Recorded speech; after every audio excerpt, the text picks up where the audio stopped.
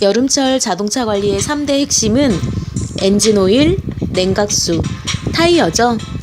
더운 여름을 지나면서 엔진의 열을 내려주는 냉각수 잊지 말아야겠어요. 엔진 오일은 어느 계절에든 관계없이 늘 정기적으로 체크해야 하는 항목 가운데 하나입니다.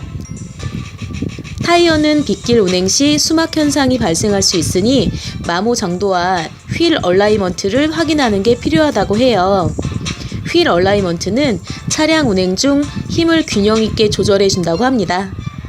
다음 주 장마가 시작된다고 하니 와이퍼도 미리 점검해 보는 게 필요하겠죠?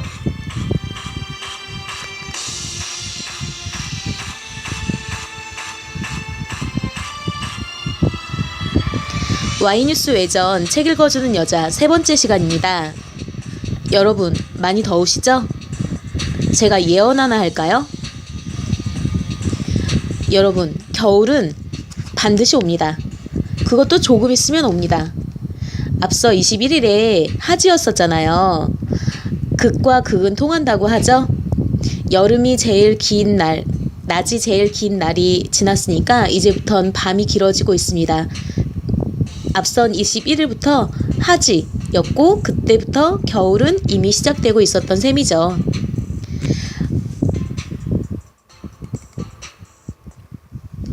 와이뉴스 외전 책 읽어주는 여자 3번째 시간 아이템북스의 이야기 세계사를 보고 있는데요. 본격적으로 시작해 볼까요?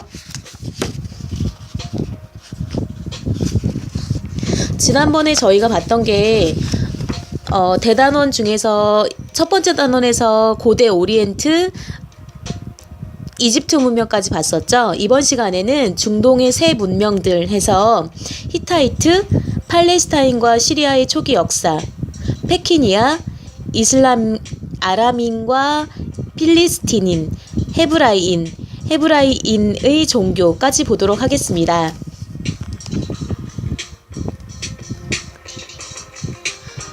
중동의 새 문명들, 히타이트. 오늘날 아시아와 터키의 대부분을 차지하는 소아시아 반도 지역은 중동의 문화 발전에 크게 이바지하였다. 소아시아 반도 지역은 나일강 유역 같은 단일 문명을 거치지는 않았으며 복잡한 해안선을 가진 기름진 에게해 연안과 산맥으로 둘러싸인 중앙고원지대, 그리고 빽빽한 산림지대인 흑해 연안 등의 여러 지역으로 이루어져 있다. 이 지역의 문명은 4,000년 전에 시작되었으며 어떤 통일된 정치 조직이 이루어진 것은 인도 유럽어족 계통의 히타이트인이 나타난 뒤부터였다.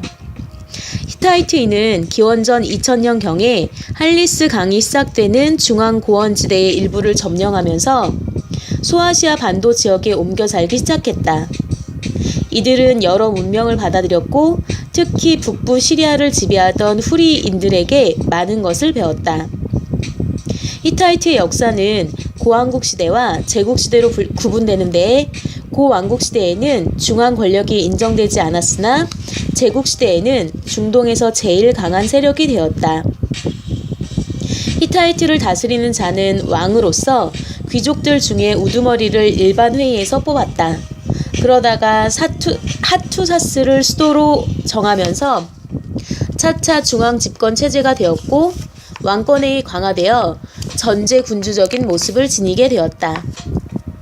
히타이트는 국력이 강해지자 정복 사업을 시작하여 기원전 16세기 말에는 바빌로니아를 정복했고 기원전 14기경에는 강대했던 미탄니 왕국도 정복한 뒤에 시리아까지 세력을 키웠다. 그 뒤 무아탈리시 왕은 기원전 1286년에 시리아 전 지역을 놓고 이집트의 람세스 2세와 전쟁을 벌였다. 이 전쟁은 철기와 전차를 사용한 히타이트와 청동기를 사용한 이집트와의 싸움이었는데 승리는 무기가 우수한 히타이트에게로 돌아갔다. 이로써 히타이트 제국은 그 세력이 매우 강대해졌다. 그러나 기원전 1200년경에 민족 대이동의 희생이 되어 망했고 살아남은 사람들은 그 후 수백 년 동안 시리아에 남았다. 히타이트의 문화는 옛 문화들을 한데 모았다는 것이 특징이다. 그들은 수메르, 아카드어를 쓰는 한편 서령 문자로 기록했으며 때로는 상형 문자도 사용했다. 또 그들은 역사적 사건은 물론 종교, 신화적 사건들을 문학적 형태로 다루어 점토판에 기록했다. 히타이트인들의 신은 풍요의 신 텔레피누였는데 그가 땅 위에 나타나면 자연물들이 활기를 얻어 번성하나 그가 사라지면 자연물들이 시드는 황폐한 시기가 온다고 믿었는데 이것은 계절의 변화에 대한 신화적인 설명이기도 하다. 이 텔레피누 신은 수메르의 도무지 신, 이집트의 오시리스 신과 비슷하며 히타이트의 샤르샤 신은 수메르의 이슈탈 신과 같다. 그 밖에도 히타이트인은 후리인의 신화 속에 나오는 테슌과 그의 아내인 태양의 여신 헤바트와 같은 신을 그들의 신으로 섬겼다.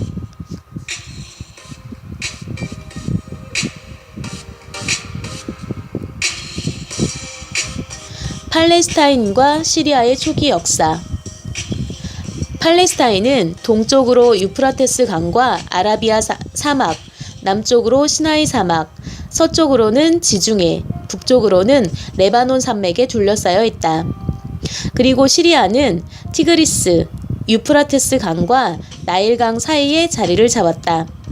시리아는 오리엔트 초기 문명의 중심지였고 특히 오론테스 강이 교역의 중심지로 큰 구실을 하였다.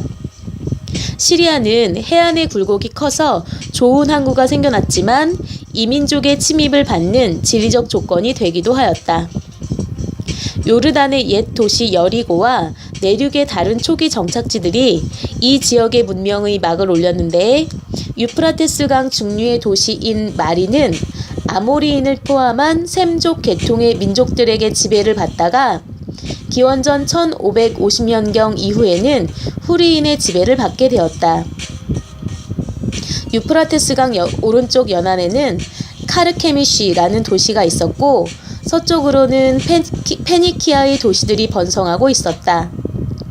그 중에서 우가리트는 국제교역의 중심지이며 에게해의 그리스인들이 동방으로 나가는 문이었다. 특히 비블로스는 이집트의 수공예품들과 자색 염료, 목재 등과 같은 특산물을 교역하는 중심 항구였다. 그 밖에 다른 도시들로는 내륙의 다마스쿠스, 오론테스 강가의 카데시 등이 있었다.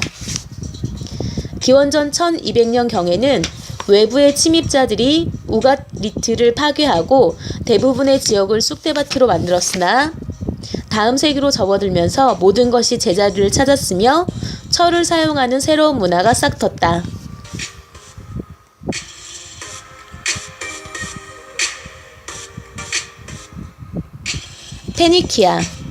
페니키아는 철기를 사용하는 이민족의 침입으로 받은 충격에서 비교적 빨리 안정을 되찾았다. 그러나 번영을 누리던 우가리트는 청동기 문화가 사라지자 역사 속에서 영원히 사라져버리고 튀르가 비블루스를 대신하여 주로 무역항으로 떠올랐다. 기원전 11세기에 이르기까지 페니키아의 함선들은 지중해 곳곳을 항해하며 해안을 따라 몇 개의 중요한 무역항을 세워 오리엔트 문명을 지중해 영역 안에 전파하였다. 특히 기원전 969년부터 936년의 히람 1세 때에는 튀르가 최고의 번영을 누렸으며 히람 1세는 헤브라이의 왕인 솔로몬과도 동맹을 맺었다. 또한 카르타고의 식민지를 세우기도 하였다. 페니키아인들이 인류 문명에 크게 이바지한 것은 알파벳을 만들어낸 일이다. 본디 상업국가였던 페니키아에서 서령 문자는 쓰기가 불편했고 상용 문자는 번거로웠으므로 상업활동을 하는 데 있어서 쓰기에 편리한 알파벳을 생각해낸 것이다. 페니키아의 문자인 표어 문자는 지중해 연안 각지에 퍼졌으며 기원전 8세기에 그리스인에게 전해진 후에 모음이 덧붙여져서 오늘날의 알파벳의 근원이 되었다.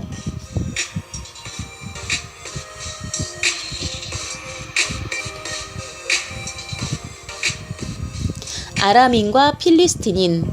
기원전 12세기경에 시리아 지방을 다스린 민족은 아람인이었다.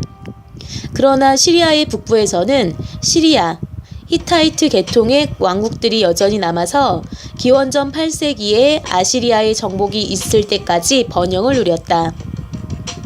아람인들은 페니키아인들과는 달리 내륙 지방의 상인 세력으로 컸다. 아람인들의 수도인 다마스쿠스는 이 지역에서 가장 중요한 도시가 되었으며 또한 낙타로 사막을 가로지르는 대상로의 끝에 자리를 잡고 있었다. 한편 필리스틴인들은 이집트의 람세스 3세에 의해 쫓겨서 가자나 아스칼론 등 팔레스타인 해안지대에 자리 잡은 해적들이었다. 그들이 어디서 어떻게 나타났는지에 대한 것은 잘 알 수가 없으나 그들의 문명은 미노아, 에게해 및 소아시아적인 요소들을 폭넓게 지니고 있었다. 그런가 하면 이들은 내륙 지방에 이미 자리 잡고 있던 헤브라이인들과 여러 차례 충돌을 일으켰다.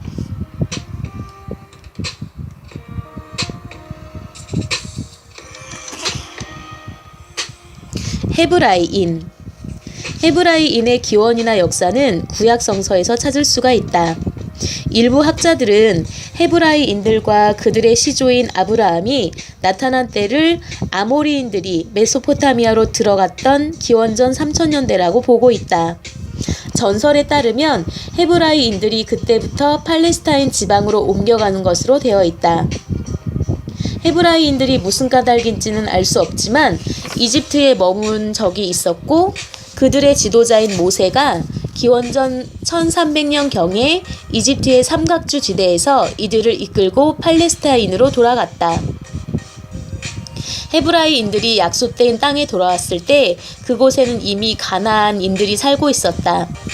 헤브라이인들은 그 후 모세의 후계자인 여호수아 때에 이르러 팔레스타인의 거의 전 지역을 차지하여 12개 부족이 자리 잡고 살게 되었다. 헤브라이인들은 여호와만을 그들의 유일신으로 믿고 다른 민족들의 신을 모두 멀리했으며 원주민들은 다신교를 숭배했다. 헤브라이인이 처음에 정치적 통합을 이루지 못하다가 기원전 1020년경에 예언자 사무엘의 인정을 받아 최초의 왕 사울이 선출되었다. 헤브라이 왕국의 초대왕 사울은 전쟁에서 상당한 공을 세웠으나 마음이 너그럽지 못해서 질투심이 강했기 때문에 백성들의 미움을 받았다. 그러던 중 요단강 서쪽에 있는 길보아 산에서 블레셋 사람들과 싸우다가 패하여 아들 요나담과 함께 전사했다. 헤브라이 왕국은 길보아 산의 싸움에서 패한 뒤에 국토의 대부분을 필리스틴인들에게 빼앗겼는데 이때 나타난 인물이 바로 예언자 다윗이다. 다윗은 사울의 부하로서 많은 전공을 세웠으나 백성들에게 인기가 높아지자 사울이 이를 시기하여 쫓아내는 바람에 남부 지방에 숨어 살았다. 사울이 죽은 후 헤브라이의 제2대 왕에 오른 다윗은 모든 부족들을 모아 필리스틴인들과 싸워서 국토를 되찾았다. 그리고 수도를 예루살렘으로 정했으며 요단강 동쪽 지역과 다마스쿠스를 비롯한 시리아의 일부 지역까지 세력을 뻗쳤다. 헤브라이 왕국은 다윗의 아들인 솔로몬 왕 때에 가장 크게 번영했는데 이러한 번영은 페니키아의 항구 도시인 티루와 동맹을 맺으면서부터 시작되었다. 솔로몬의 아들 르호보암이 왕위를 물려받았을 때였다. 북부의 부족들이 강제 노역과 세금을 줄여달라고 간청했으나 왕은 거절하였다. 그러자 북부의 10개 부족이 사마리아를 중심으로 반란을 일으켜 이스라엘이라는 새로운 나라를 세웠고 남부의 두 부족은 예루살렘 왕에게 충성을 계속하였으므로 이 나라를 유대 왕국이라 불렀다. 이스라엘과 유대 두 왕국은 그 뒤로 싸움을 거듭하다가 이스라엘 왕 아합과 유대 왕 요샤파테가 동맹을 맺어 마침내 서로 친하게 지냈다. 그 뒤 아시리아가 새로운 강국으로 나타나자 이스라엘과 유대 두 왕국의 운명은 바람 앞의 등불처럼 위태로워졌는데 기원전 722년에 결국 이스라엘 왕국은 아시리아에 정복당했다. 유대 왕국은 아시리아에 딸린 나라가 되었으나 뒤에 요시야 때 강력한 운동을 벌였으며 그러던 중 신바빌로니아 왕국의 네부카드네자르 왕에 의해 아시리아는 정복당하고 말았다. 헤브라이 왕국은 새로운 강국 신바빌로니아 왕국에 저항을 했다. 그러나 기원전 586년에 멸망하며 백성들은 바빌론으로 끌려가서 포로가 됨으로써 헤브라이 왕국의 역사는 끝나고 말았다. 바빌론의 포로로 잡혀갔던 많은 지도자들과 백성들은 페르시아 왕 키루스가 신바빌로니아 왕국을 정복한 뒤인 기원전 538년에야 고국으로 돌아올 수 있었다. 팔레스타인으로 돌아온 그들은 부족주의를 버리고 유대족을 중심으로 단결했는데 그 뒤에 이들을 유대인이라고 불렀다. 헤브라이인의 종교. 헤브라이인의 전설, 역사, 법률 등이 실린 구약성서는 기원전 1200년경에 시작하여 적어도 800년 이상에 걸쳐 기록되었으리라 보고 있다. 여기에는 헤브라이 종교의 성장 과정이 잘 나타나 있다. 구약성서에 나오는 여호와는 이 세상의 유일신이며 헤브라이인은 그 유일신으로부터 선택받은 민족이라고 말한다. 시나이산에서 모세에게 내려졌다는 십계명은 헤브라이 민족에 대한 여호와의 도덕적인 요구이기도 하다. 처음에는 여호와를 숭배하는 일정한 장소가 없었으나 솔로몬 왕 때에 신전이 예배의 중심지가 되었다. 헤브라이인들이 두 왕국으로 나누어진 후에 이스라엘 왕국이 다른 신을 숭배하자 여호와의 십계명을 따르지 않을 때 일어날 재앙을 경고하는 예언자들이 나타났다. 예언자 엘리야는 예제벨의 이교도 신전 건축을 반대하고 나섰고 유대 왕국의 최후 예언자인 예레미야는 헤브라이 민족의 죄에 대한 벌로 예루살렘이 무너진다고 예언했다. 헤브라이인이 뒷날에 끼친 영향은 종교밖에 없다. 그러나 기독교가 서양 문화의 기본임을 생각할 때 헤브라이인의 종교는 고대 오리엔트 문명의 유산 중에서 가장 위대하다고 하겠다.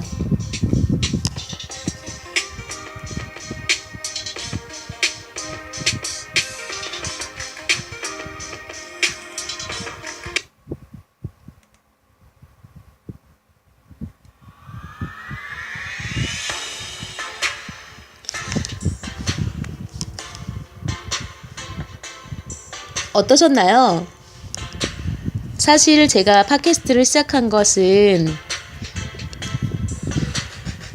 많이 힘들어하시는 여러분들의 손을 잡아드리고 싶어서였어요.